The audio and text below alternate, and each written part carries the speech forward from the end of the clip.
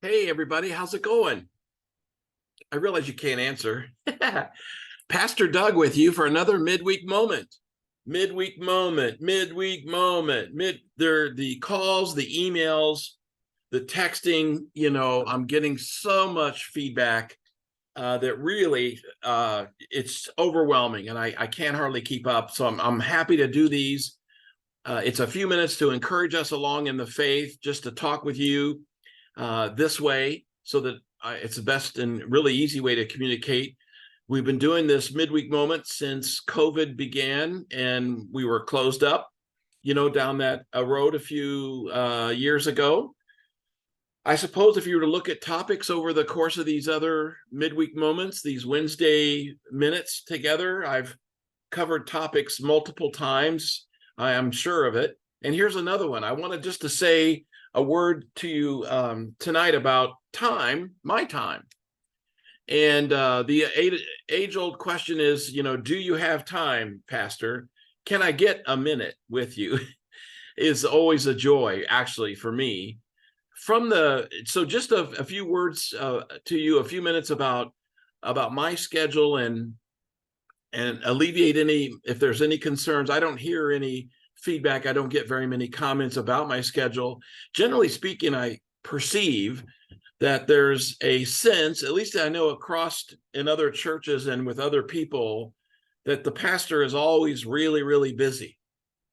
And I know how busy you are sometimes. And you say it, some of you have said it to me even now, and I get it. And at times, that's very much the case.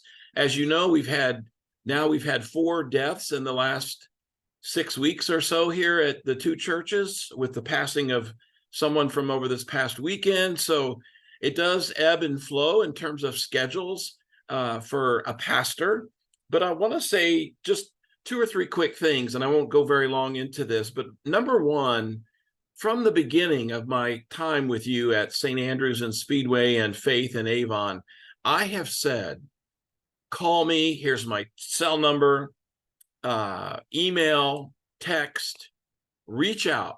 I'm available 24/7, 7 days a week is my pledge to you, the community of faith. And, there's no way to record for the council. Every month I do a report of my primary activity, but there's no way to record necessarily a 20-minute phone call with someone about an issue that was important to them. There's no way to record some of these kinds of things in my monthly report, and that report is just a highlight of the activities that I've had, the meetings that I have attended, the visits, the number of visits, those kinds of things are all in this monthly report. I can send that to anybody else who might want that.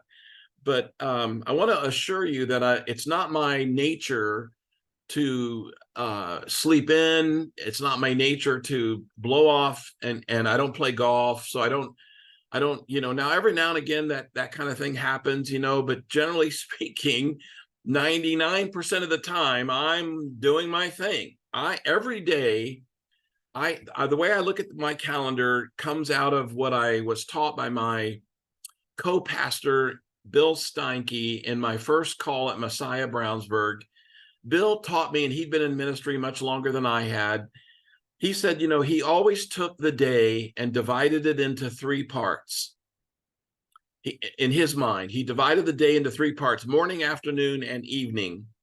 And much like, now this is back in the year around 2000 when I began, but generally speaking, we work 8 to 5, 9 to 5. For those of us who work, many of you are retired, I realize that.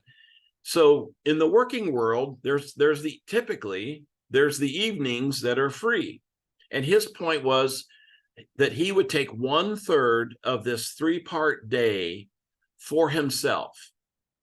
Again, so in other words, days divided into thirds, morning, afternoon, and evening. And he tried to take 1/3 of the day for himself. So in other words, if there was an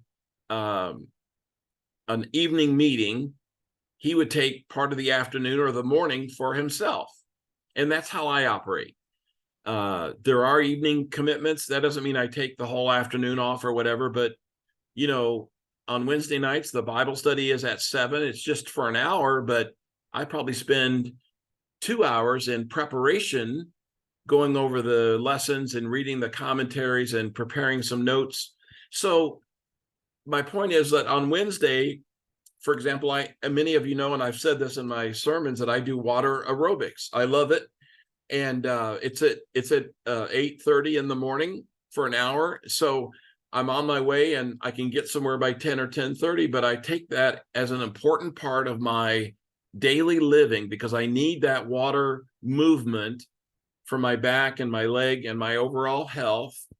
And it's important to me in my life now. And shout out to Bob and Kathy Sherman, who are friends from the water aerobics class. And I think Kathy watches these. So love the Shermans. But anyway, I digress. My point is that I do some things for myself. Do I stop at the store in the mid-afternoon? Yes. Those kind of things happen, but I want you to be assured that I am following God's call into the work that I do. I love to make visits. I'm trying to get into homes every day if I can. I've been routinely seeing our sick and shut-ins at both congregations. And the ebb and flow varies from week to week, but typically, Sunday, of course, is church, and Sunday night I do faith formation. There's normally a 1 or maybe 2 meetings, counting the Bible study, during the week in the evening. And then I try to take Fridays as a day off, and I'm able to do that. And then Saturday, the second and fourth Saturdays, I'm at St. Andrews for the clothing closet, which takes over half a day. And then I want to get back into the routine of, on the third Saturday mornings, going to the food pantry at Faith as a part of my routine. So Saturdays are a little open in regard to schedules, but here you can see that half of those days are taken 3 times a month on a Saturday, which is fine. So this is all to say that I love this work. I'm so happy. I'm so blessed. I love this work. I ride the highs and lows of the congregations with you. I'm praying for the future for both congregations in various ways at the present time.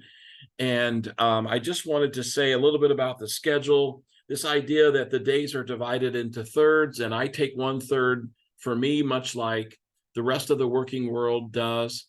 And to know that I am always available. That's the important thing I wanted to communicate is that I am attempting Tuesday office hours. That's going to ebb and flow a bit because of things that come up, but trying to be Tuesday mornings at Faith in Avon, and then Tuesday afternoon at St. Andrews. And that's where I'm hoping to be found. And you can come out and see me, or you can prearrange time within that time slot if you'd like. But anyway, I just want to lift up the little bit about my schedule and to say that I'm available for you anytime that you may want to reach out, to let you know that each day and each week ebb and flow, but my heart, mind, body, spirit are all about God's work in the midst of St. Andrews and over at Faith at Avon. Highlights of that schedule, like for example, next week there's a luncheon of the Speedway ministers, and that's a highlight for me. I really enjoy that camaraderie and fellowship. Quarterly, there's a Thursday morning meeting of the Religious Leader Network, RLN, over at Avon High School, the community high school office, where local clergy from Avon come together and meet. And I love those kinds of things. I do sometimes for my own edification. I have continuing ed dollars that helps me go to webinars, to purchase books. Right now I'm reading Brene Brown, Dare to Lead. I'm reading that right now. So I have those also take some time where I'm not, in particular, quote unquote, in an office, but I'm also available, and I do that reading, in the office, here at home, and so forth. Anyway, anything I can do to serve or be there for you and your family, I want to do. So reach out to me. Know that God is with us in all things, and God be with you till we meet again. St. Andrews has a big day Sunday. We have our congregational meeting after services with a lunch. So please come, St. Andrews and Faith. God be with you till we all meet again this Sunday. Thanks be to God. Do you want me to sing the Amen now? Huh?